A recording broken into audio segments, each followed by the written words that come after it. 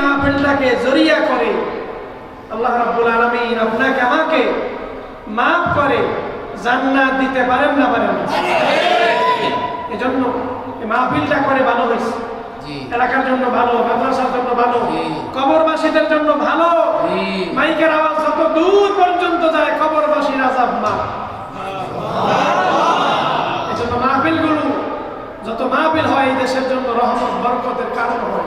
সুবহানাল্লাহ কোন টের পায় না। আরে বল আমার চোখের পানির কারণে, হাফেজে কোরআনের তেলাওয়াতের কারণে আমি সুস্থ আছি। জি, এই জমির আগেই ফুটুস হয়ে যেত। আলেম ওলামার জমি, মসজিদের শহর, মাদ্রাসার শহর, ওলি আল্লাহর দেশ, ঠিক কিনা যারা বলেন?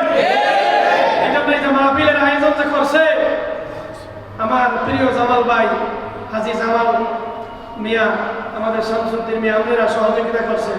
আপনারা আসছেন, সহযোগিতা খালি টাকা দিলেই হয় না, আওয়াজ শুনতে আসেন, সহযোগিতা হয়েছে।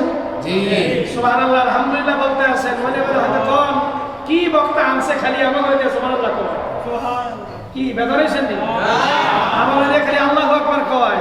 আরে বয়সেন তো জান্নাতের বাগানে, খালি বলতে থাকবেন, গাছ বাড়তে থাকবো, ডাল পালা বাড়তে থাকবো, আমল নামা বাড়ি হইতে থাকবো, আল্লাহু আকবার বলেন।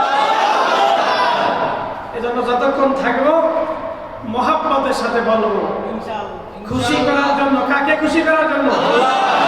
মহাব্বতে জিকির করেন না।